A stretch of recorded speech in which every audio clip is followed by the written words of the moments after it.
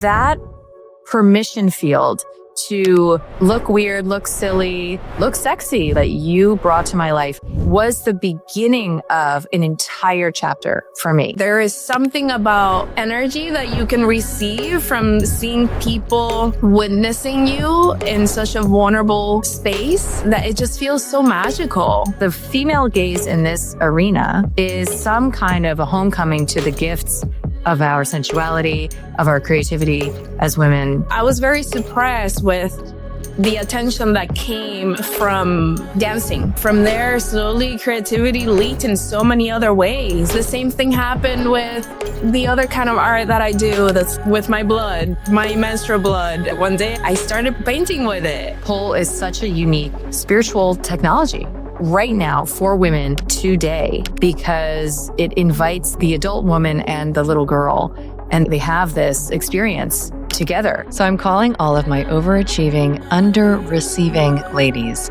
who've been giving it their all, girl bossing, wifing, mothering, and somehow, instead of feeling happy, content, fulfilled, and grateful, feel bitter, overwhelmed, numb, and resentful. So I'd love to give you some of my hot takes and quick tips to end this overwhelm, to shift your nervous system into a state of receiving so that you can have and hold more, and so that you can handle what comes at you with more grace and ease and relaxation, because a relaxed woman is a powerful woman.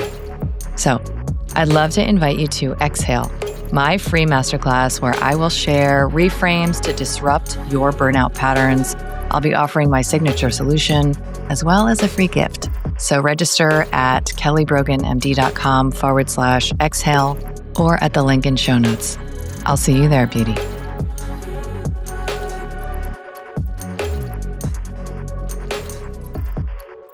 Hi, and welcome back to Reclamation Radio. I am Dr. Kelly Brogan.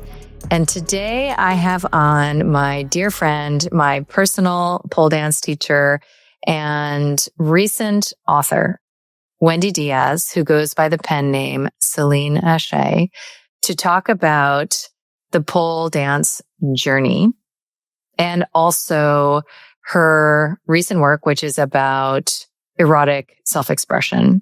I refer to it as in part memoir and also erotic nonfiction. So we get into it. We talk about the female versus the male gaze when it comes to dance and sensual expression.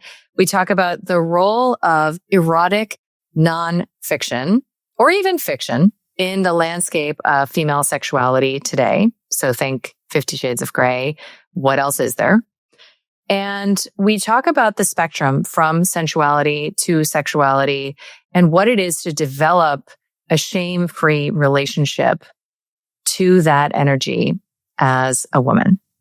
Enjoy. Welcome, Selene/Wendy, to the show. I'm so excited to chat with you today. Me too. Thank you for having me. Finally made this work. It's so good. What a journey. What a journey we have been on. I feel like, you know, in tandem, and there's been so much overlap. I want to talk about so many things with you. And it is funny to be even talking to you about these things because usually when we're together, you're moving around, you're dancing. There's, you know, not so much the narrative happening. And I've told this story. I told it at Audacious Embodiment, my event that you were featured in, and probably on an Instagram live together. And I want to tell it again because the role that you have played in my journey has been very specific and very sacred and very precious to me. And I think it exemplifies so much of what you do for women in general. I know that I'm not alone in having experienced your influence and your impact in this way. I hired you as my first pole dance teacher when I took a class with my girlfriend Nayla. We went to a class together. We were both in a very charnel ground in our respective lives at the time, and we decided to go to a class. I couldn't even lift my body weight off the ground because I'd only ever done like cardio dance. I had no muscle tone or anything to speak of.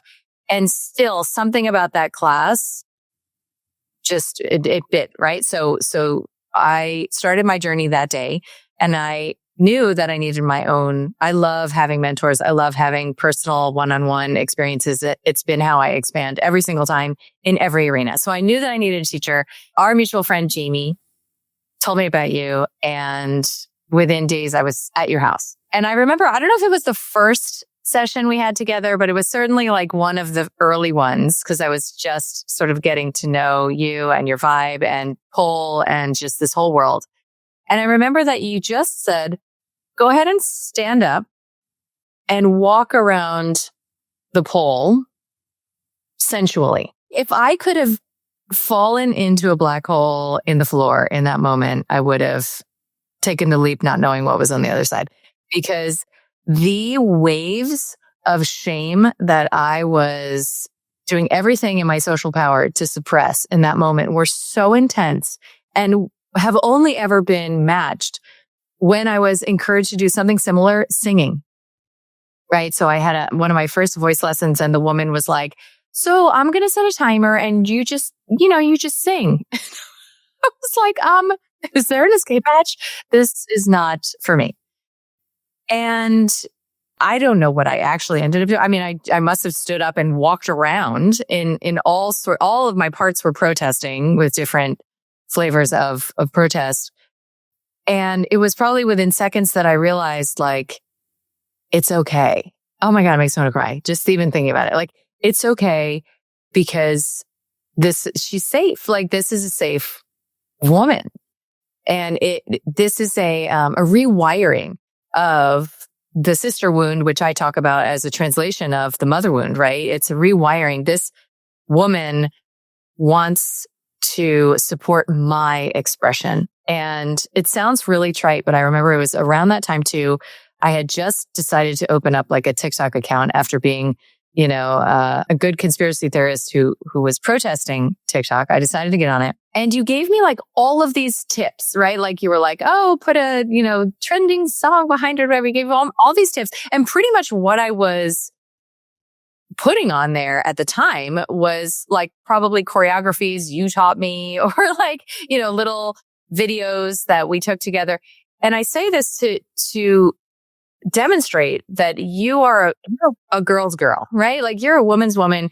You are, from the beginning of our relationship, someone that I feel wants to see me shine, even if it's doing the same things, right? That you're doing.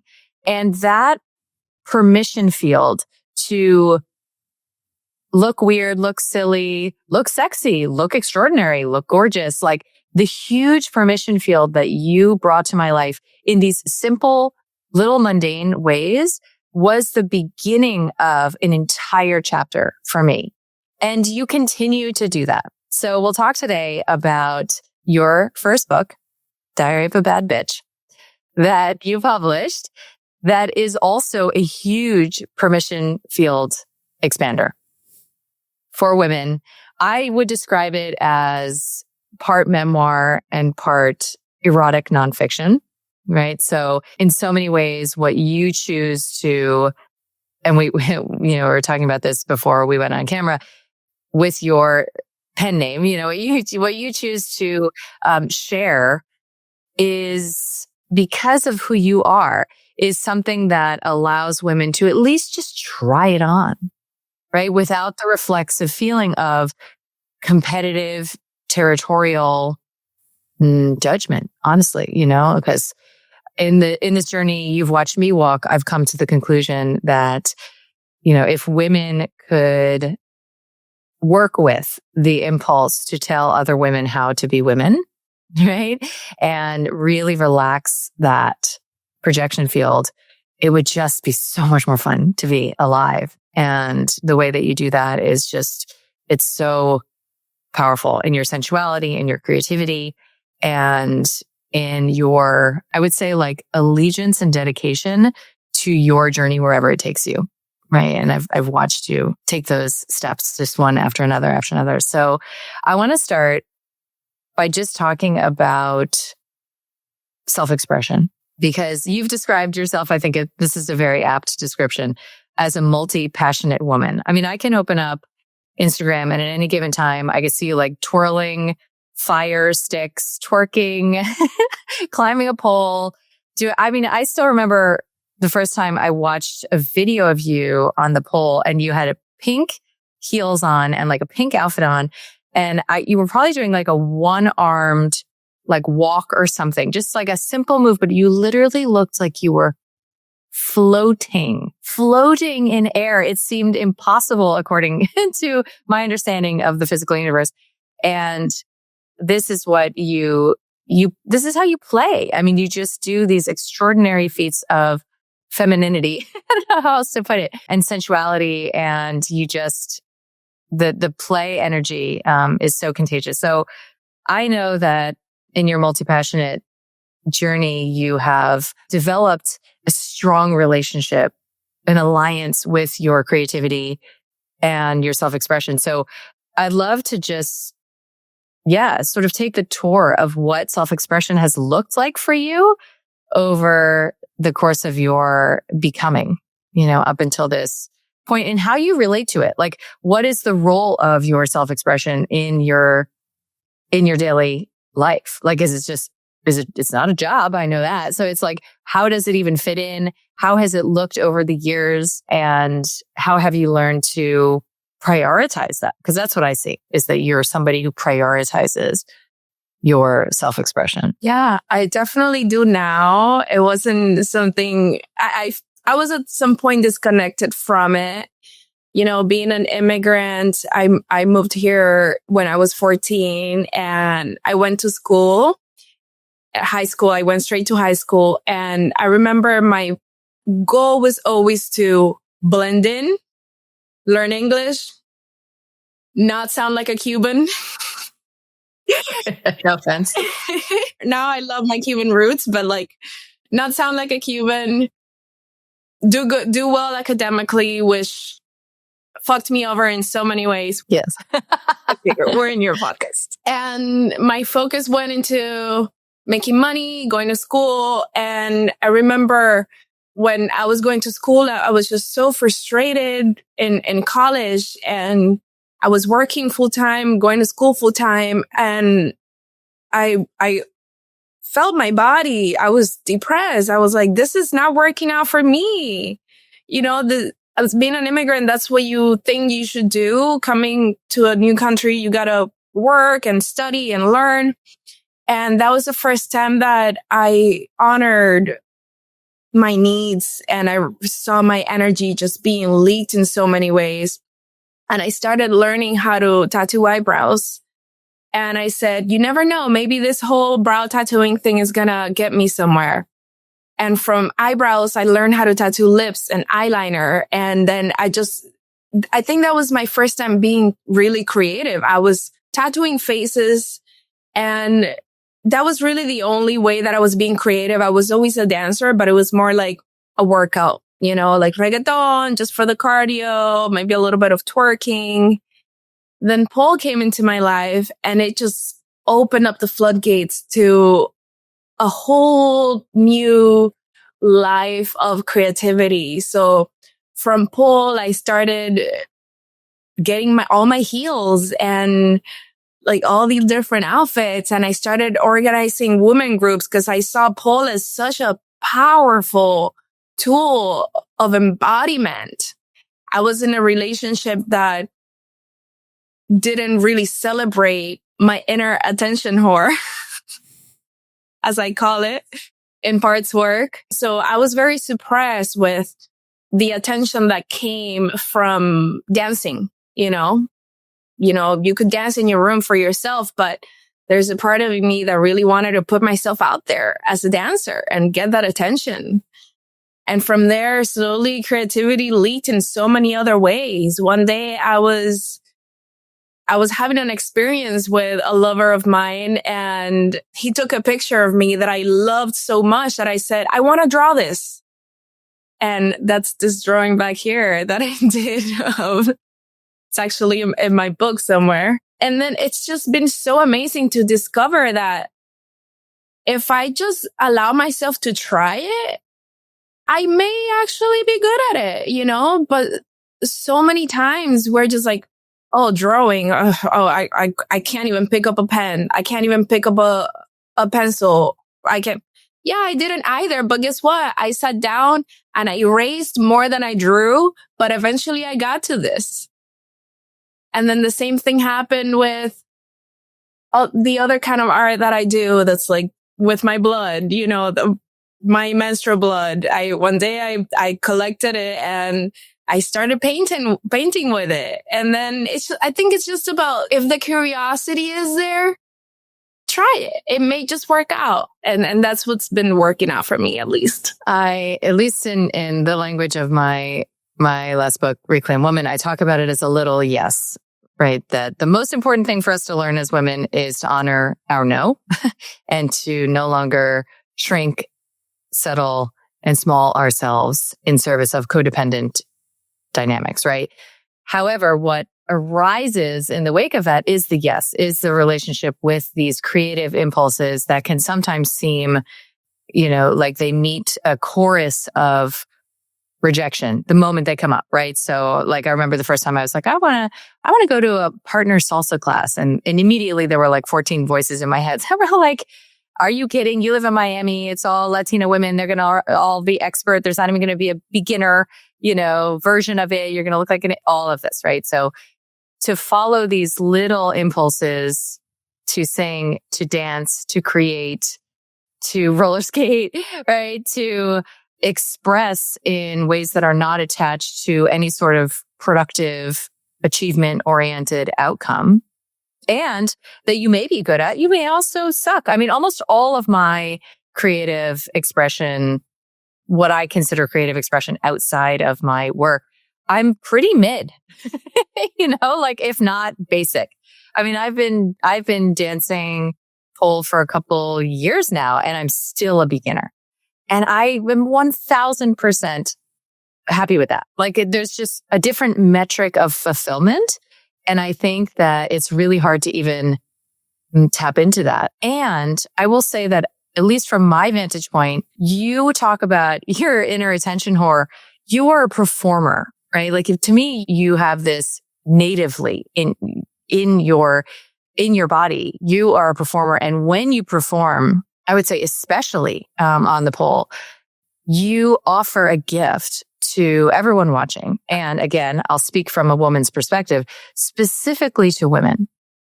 And this is one of the most surprising aspects of pole, I think, for a lot of quick judging outsiders, is that much of the time we are dancing to put our inner child, on stage, right? At least, right? It's just sort of like the costume, the music, if you're making a little video out of it, that itself becomes a piece of art, right?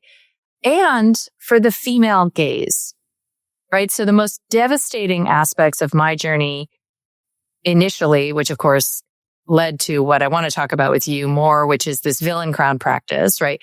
What was the rejection, judgment, condemnation I received from women? Absolutely devastating for me.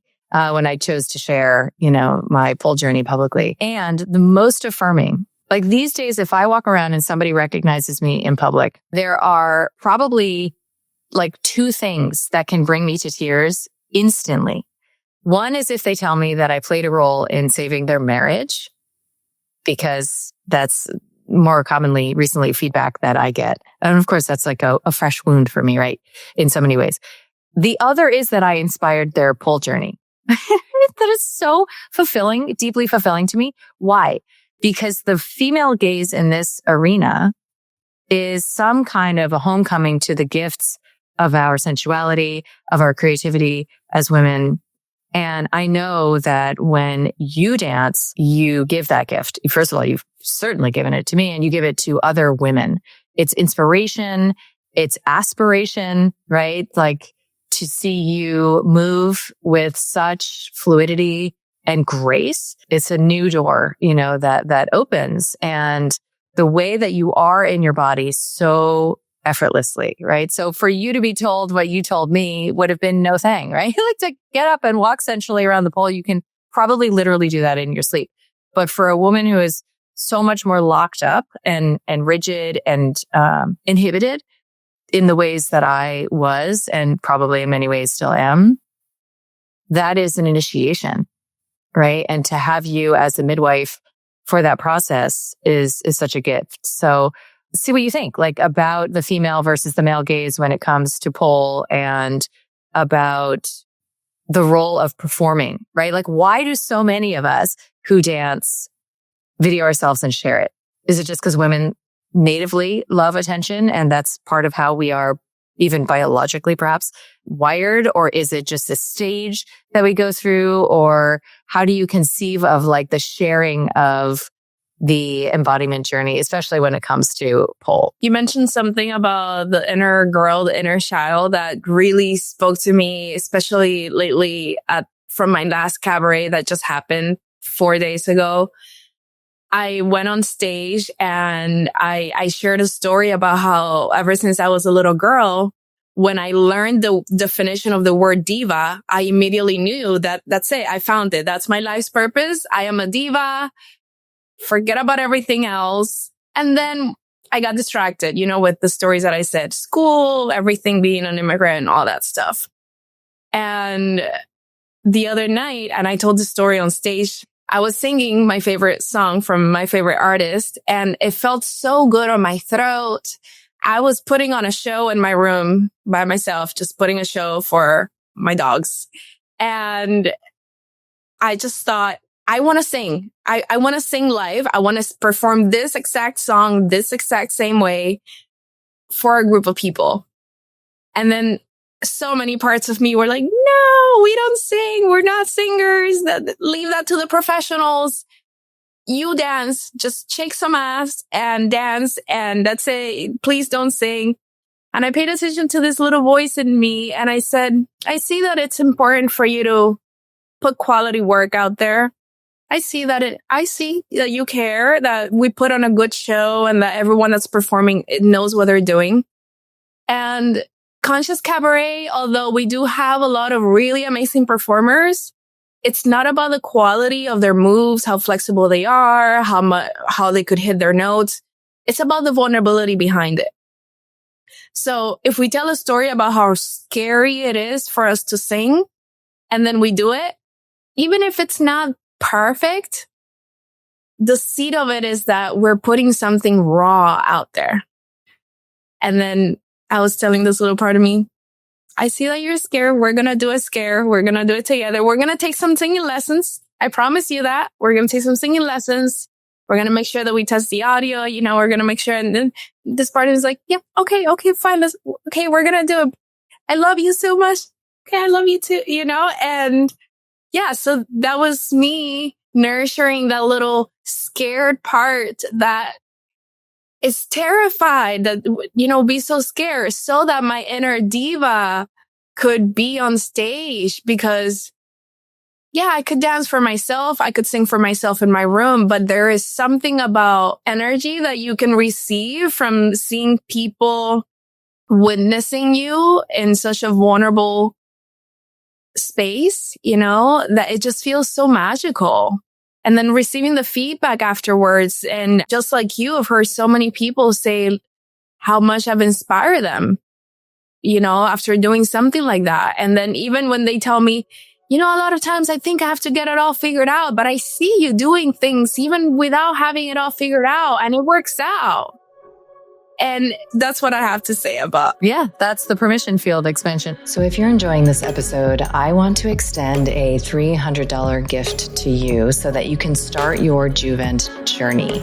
Head to juvent.com/Kelly Brogan. The code is Kelly300 to use at checkout. So I believe that movement is medicine. And even though I prioritize exercise and dance, I am definitely not walking 5 miles a day barefoot to get the micro impact that my biology is expecting. Unlike vibration plates, Juvent's micro impact platform is an expertly calibrated and personalized technology with data behind their claims around enhancing athletic performance, musculoskeletal support, and a host of benefits related to lymphatics and fascia.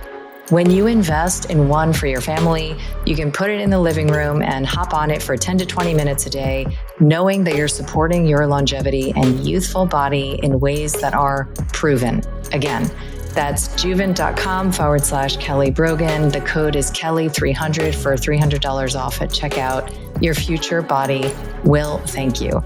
And if you don't completely love it after 6 weeks, you can return it for a full refund, no questions asked. Enjoy.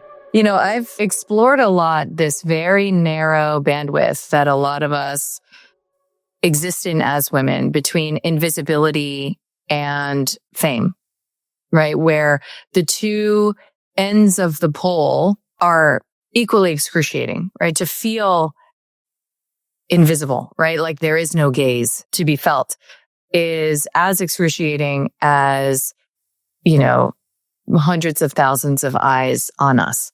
And so we sort of squish ourselves into this bandwidth where we don't totally feel seen, and we also feel overly exposed, overly vulnerable often. And we're sort of like just trying to avoid touching either of those sense points. And these little experiences of permission to do it weird, do it wrong, do it half-baked, do it not as an expert, explore, play, they sort of compound so that the more that you have of them, the more you can have, right? In different arenas. And I think that pole is such a unique spiritual technology, really, right now for women today, because it invites that the adult woman and the little girl, and they have this experience together. You know, I did a parts work session. I remember there was this part of me, and the session, of course, was about like something totally unrelated to dance or anything else. But in this session, I met this part, and she was, I don't know, maybe 6 or something. And she had her little, you know, like those ballet uniform, like costumes, right? Where it's like sequins and, you know, spandex and like tulle or whatever. So she's got one of those costumes on, and she comes out in the room expecting to see all of the people in the room ready for her. And she comes into the room.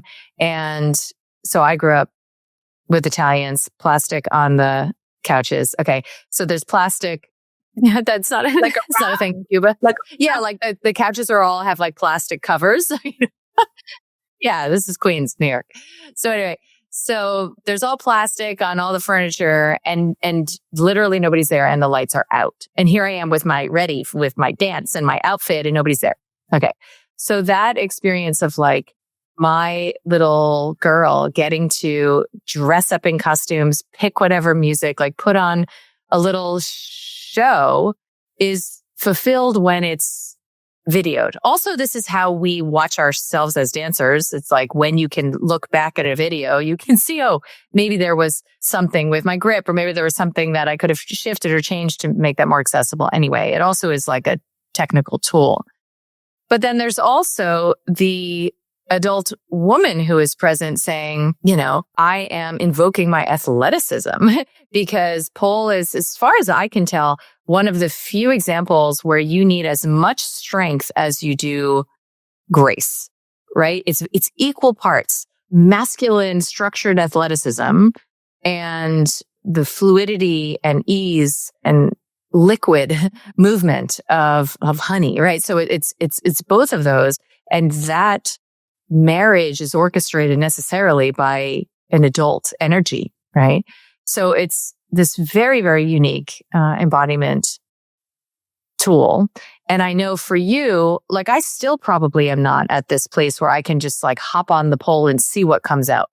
But I know for you, that's pretty much exclusively how you relate to it, right? Like you set the conditions and then you see what happens. And maybe you can talk about even in your daily life, like what that looks like. Like what does a woman who's totally new to playing around in this way, like how would she set the conditions?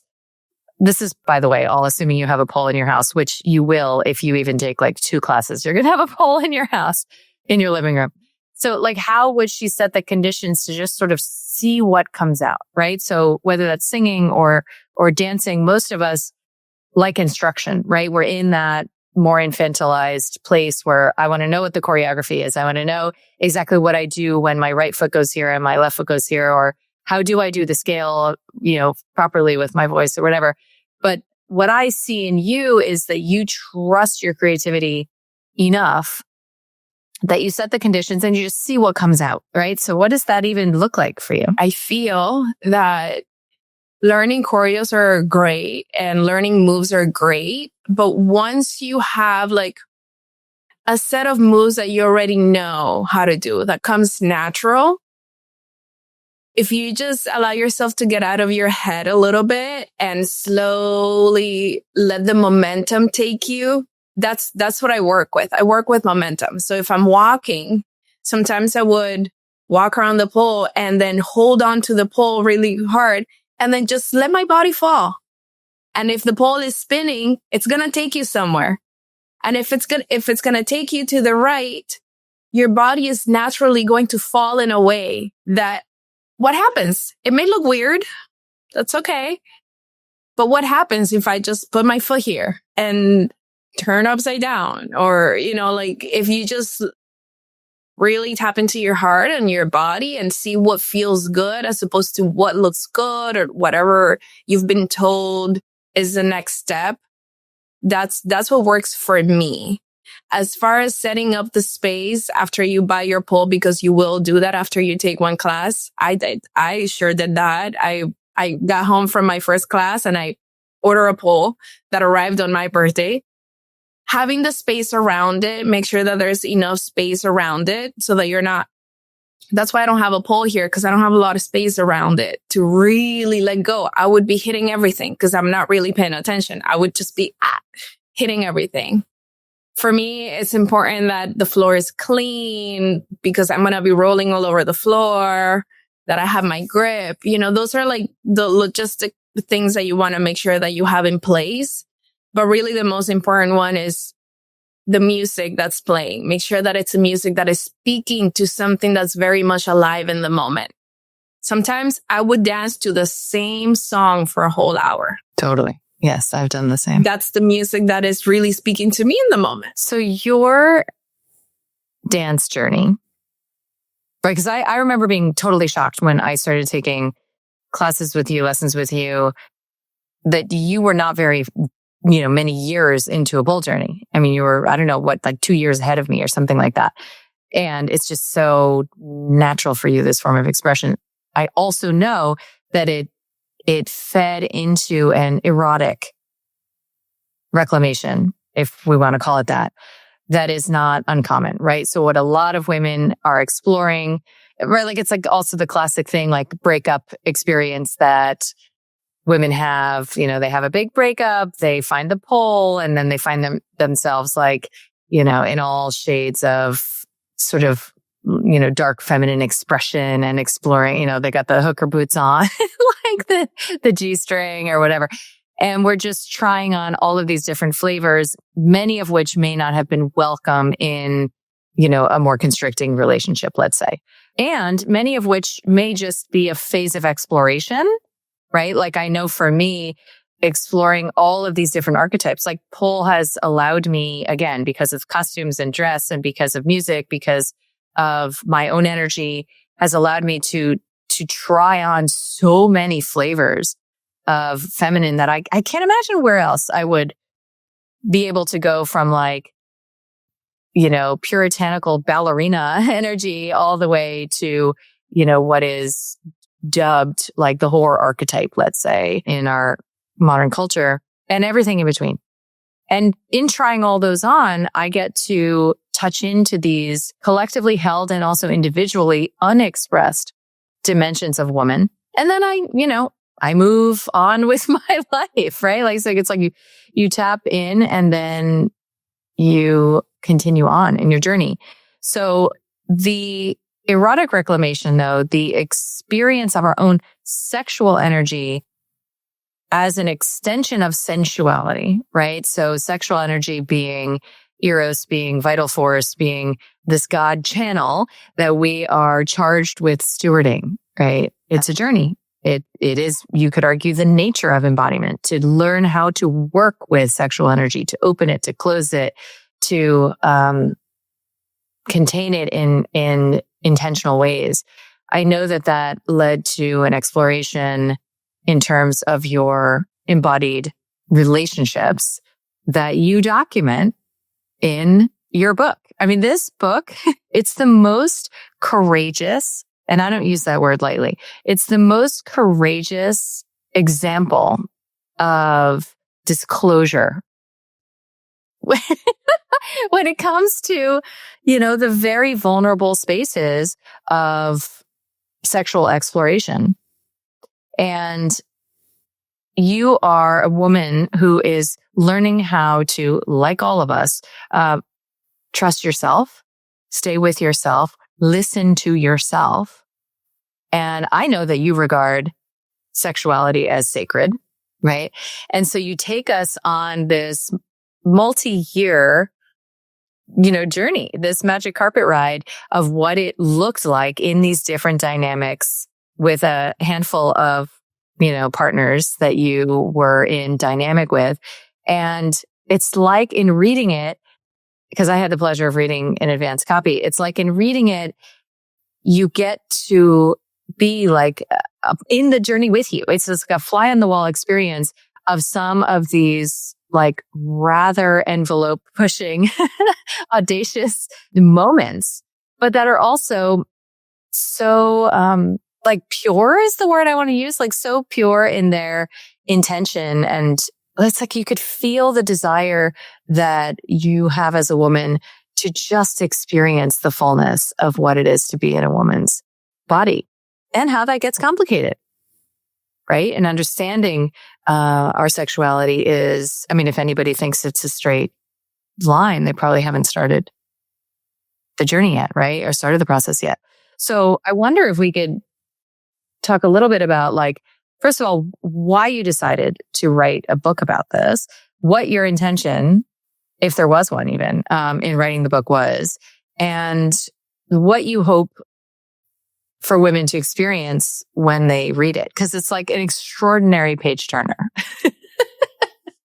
Like, for real. Yes. It's just so, I told you, I said, even if you just take the stories that you tell from the book, there's almost no actually well-written, authentic, erotic nonfiction out there, period. Like I don't come across it. And we are imaginal beings. I mean, especially as women, like we want food for our imaginations. I mean, that's why, 50 Shades of Grey had the experience that it did, topping charts for who knows how long.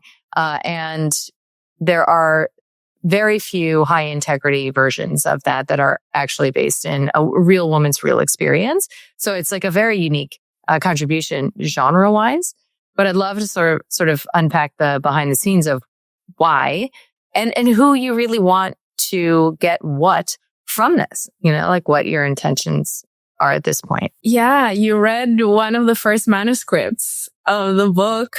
And I'm so grateful that you did that and all the notes that you put on it. And I remember the voice messages that you sent me. You were like, are you sure you want to put this on there? It's like my inner prude. I was like, I don't know. I'm at a pen name. But you spoke to a part of me. Like there was a story in the book where I was writing and I was like, should I put this out there anonymously? And then there was a part of me that was like, yeah. Let's do that anonymously. But then the attention hoard in me is like, no, I want all the attention.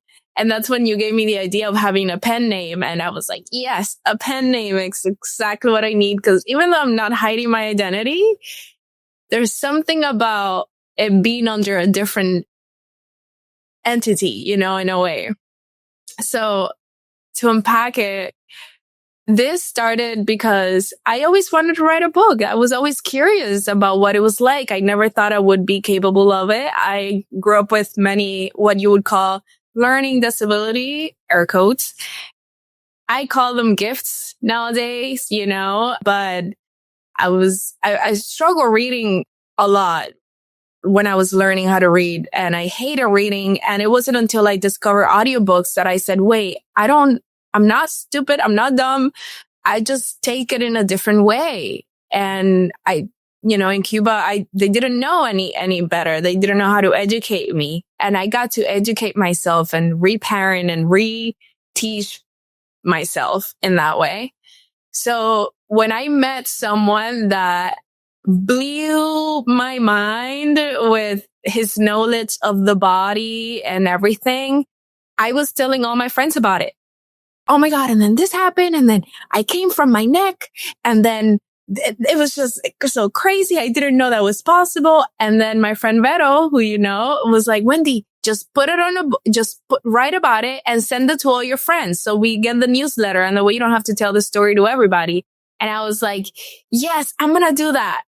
And next thing you know, I am writing a book, and I thought at first that this was going to be like the next 50 Shades of Grey because it was purely erotic at first.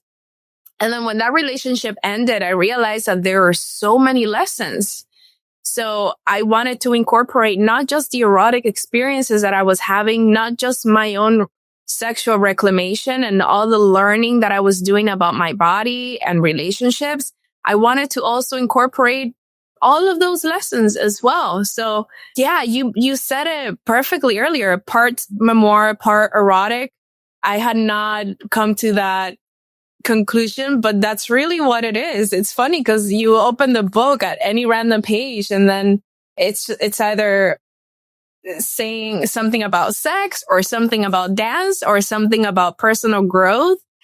And yeah, that was a 2-year process of just writing about different experiences. I also write about how I built Conscious Cabaret and how that came from a need for safe spaces for erotic performances. Because when I started pole dancing, I thought, I want to do this professionally. I want to get paid for this. I have a big entrepreneur in me that loves to monetize the things that I love, you know?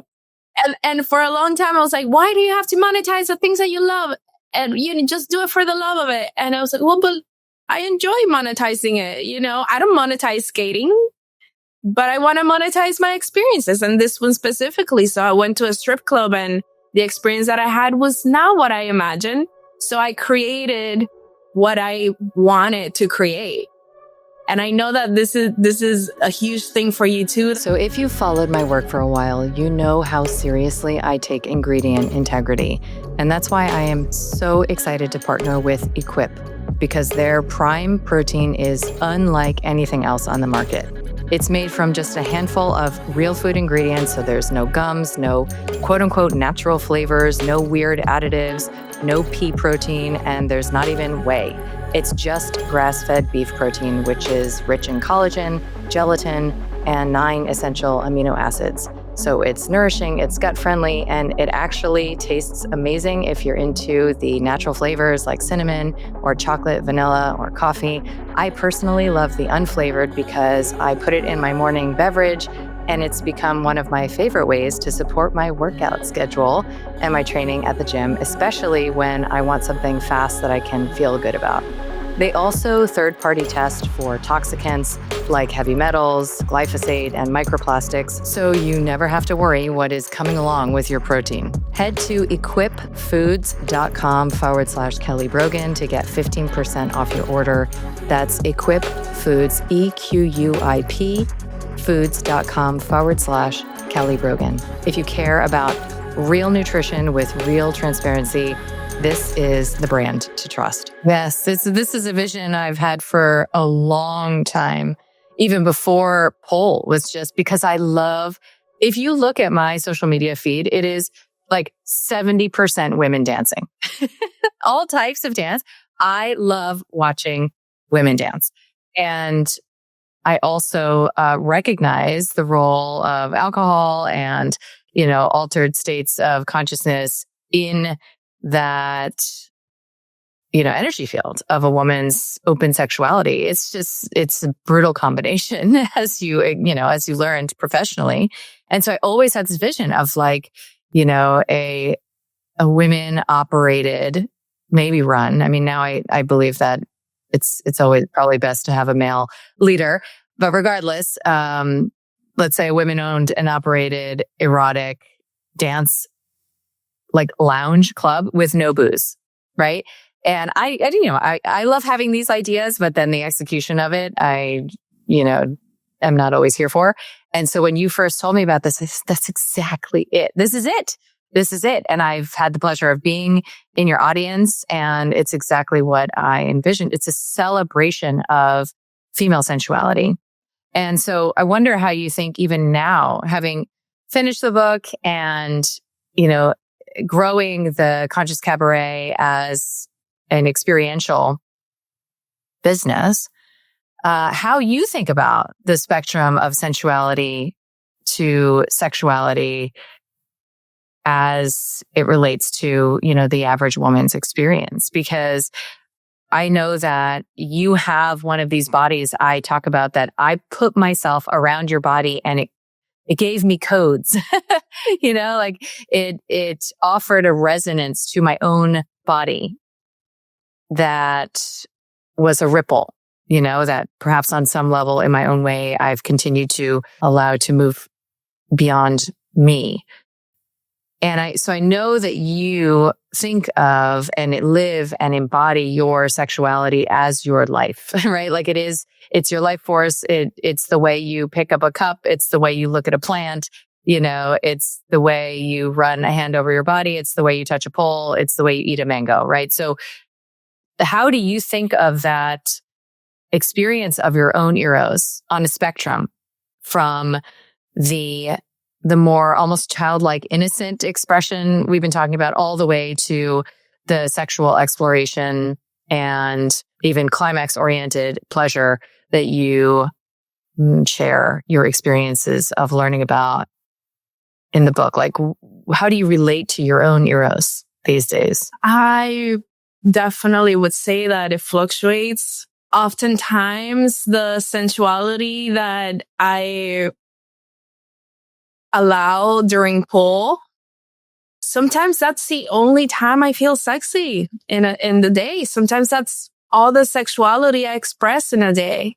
And then there are times in my life where I express it more in my self-love journey, or if I have a partner, which I haven't in a long time, I would express it there. But talking about the inner child and, the innocence behind it, when we're little kids and we're touching ourselves, it's just skin that feels good. It's skin that feels good. It's innocent. It's curiosity, it's following that curiosity that we naturally have. So as adults, I think it's huge to slow down. Lately, for me in life, it's been a major theme to slow down and breathe more. And I even had this conversation with myself after the cabaret. It takes so much energy to build that after the cabaret, I always have this low of energy. And it's like I'm so familiar with stillness sometimes that it feels like emptiness in a way. And I was literally looking here on my mirror after the event ended, and I was begging myself to please slow down, because I have been feeling so disconnected from my pleasure and my sexuality lately. And it's because I have all these things going on. I have the book. I am editing my own audiobook myself. I am producing the cabaret show, and I'm not just producing it. I'm in charge of marketing. I'm doing all the things, and I can for sure see and feel how that makes it so difficult for me to be in my pleasure. So I think slowness, curiosity are huge for us women specifically, to continue to feed that sexual energy inside of us. So if you think about the you that started the journey that sort of opens up your book, Diary of a Bad Bitch, which is with your ex-husband, right? So if you think about the you that was there and then, and the you that is, putting the finishing touches on the audiobook about this multi-year experience. What do you know now that you didn't then? And maybe that you wish you did? Because I imagine that's the same thing that you want to communicate to the women who read this book. What I know now that I didn't know then is that it's always available to me.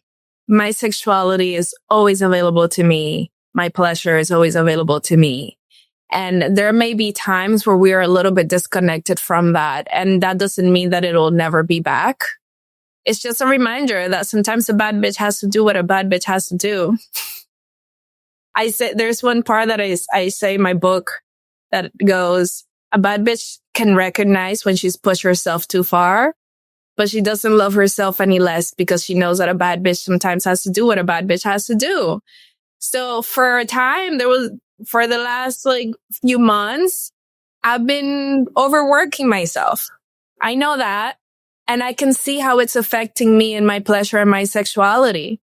But I'm not going to overwork myself forever, And what I know now for sure is that it will be there. I love that it's so true. And that's why, I experience you this way, even just as a friend. It's a truly shame-free orientation, right? Because when you're saying that, what that means is that you're not going to reject what you're doing because you're doing it. If you're doing it, if it's what's happening and you choose not to reject it because you're just accepting that this is the expression of who you are at the moment that it is happening, the shift comes, right? Like when I look back now at, my choice, and again, it's a very different context, although it's similar material, to share my dance journey, let's say, on a profile that had only ever been put to activist purposes, right? Or professional educational purposes.